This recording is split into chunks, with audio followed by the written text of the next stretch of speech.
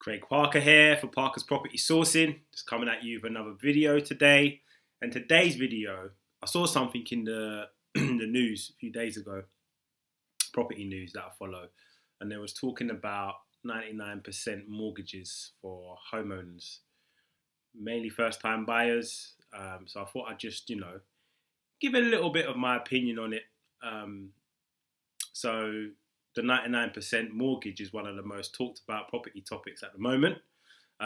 Sounds like a dream for first-time buyers, but could it be setting people up for long-term financial risks is the question. So in this video, I'm just going to give a few pointers on it, break it down, open for conversation. Let me know your thoughts in the comments. So let's get into it.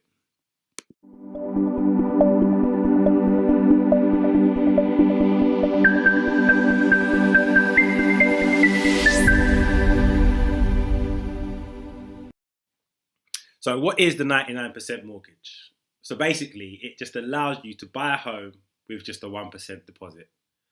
That means if you find a property for £200,000, you'd need £2,000 as your deposit.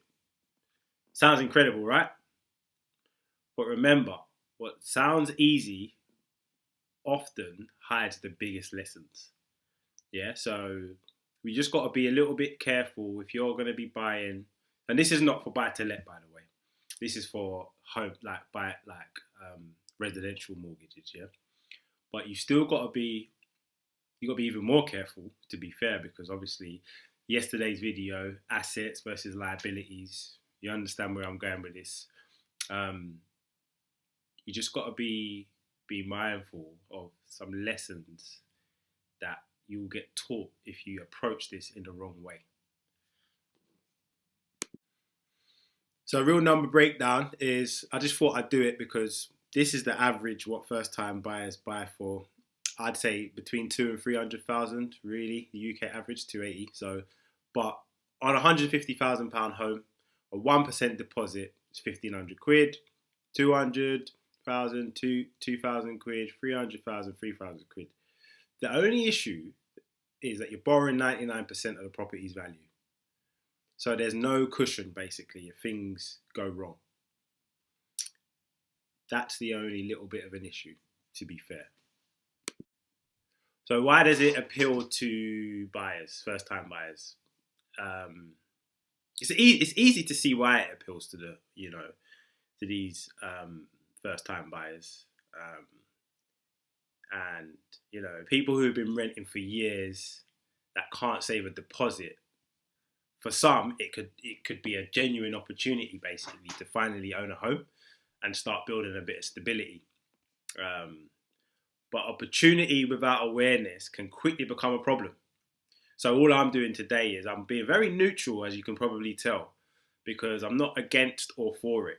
But you just got to make sure that when you are going into this, if you are going to do the 99% mortgage, when you're going into it, you need to go in with your eyes open and look at all the pros and the cons to it beforehand.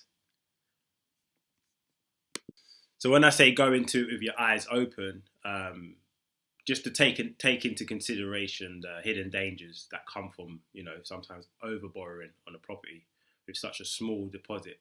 Your payments are obviously going to be higher. So you're always starting with almost no equity, to be honest, in the property, because if you're new to buying homes and you haven't educated yourself in buying homes and you just go and buy the first property you see because you can put down 1%, but the property is worth 200,000, for example, and the market it's saying it's 200,000, you're not getting it at a good deal. You're not buying into any equity. So these are the little things you got to, be a bit mindful of. We could say house prices might fall, or your income could change, and it can create stress. House prices will fall, but if you hold it for long enough, it's always going to be worth more than what you bought it for. So that's not a major issue. But if your circumstances change in terms of your monthly pay, you lose your job, you've got quite a big, monthly outgoing to be fighting with. So those are the hidden dangers. The positives, and who it might work for, is people with stable income, solid job security, long-term plan to stay in that property for at least 10 years, I would say, or more. It's also smart to have, an emergency fund. So if you've got an emergency fund and you don't use all of that money and you just put the 1% down, you've got a bit of money behind you, yeah, that could work.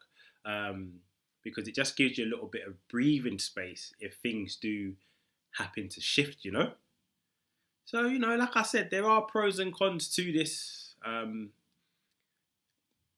very neutral. This is just me giving the information that there are lenders out there that are giving 99% mortgages. So you only need to find 1% deposit.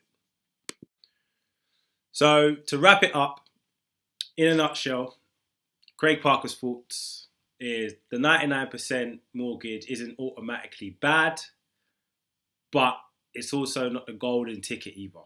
For some, it's a path to home ownership, which is good. But for others, it's a risky shortcut that can backfire. So the key is to understand the numbers, protect yourself before you leap in. I always talk about power team. It's my biggest, the biggest thing after paying for your education. The next thing is getting a good power team around you, and part of that power team is a mortgage broker. So the mortgage broker would be able to give you the right advice in a scenario like this. So what he would do, especially with a residential mortgage, he'd look at your incomings, your assets, what we spoke about yesterday, and he'd look at your outgoings, your liability, what we spoke about in yesterday's video. And, he'll look at the property you're going to buy. This is a good mortgage broker, by the way. This is not just a mortgage broker that wants to get a deal out just because they get their commission on when you get a mortgage. This is someone that's actually got your financial cares at heart, and he wants you to be financially okay. He don't just want to get you any deal, yeah. But he'll look at your ingoings and your outgoings, and he'll look at the particular deal and say, yes, this will work for you, and you'll be okay. If things go dramatically wrong, you'd still be okay. Or no, you need to try and find yourself a 10%, 15, 20% deposit. So you're buying into a bit of equity, whatever. But you need to make sure that a part of your power team, you've got a good mortgage broker that will give you the best advice in scenarios like this. So for me, as I've said, it's not bad, it's not good, it's very neutral. It will work for some, it won't work for others. I can imagine the criteria to get a 1%, 99% mortgage could be crazy. I haven't looked into it myself. I'm not really sure about what lenders are doing it and what they need from you. I can imagine you probably need really good credit rating, low debt, because obviously your monthly payments are going to be high. So the affordability is going to need to be there for those monthly payments. So, I don't think everybody are going to be able to do it, but the ones who can probably be the ones with, good earnings, low debt, so on and so forth. So, but that's it in a nutshell for me today. Really hope you've enjoyed this video. I, as always, have been Craig Parker. Till next time.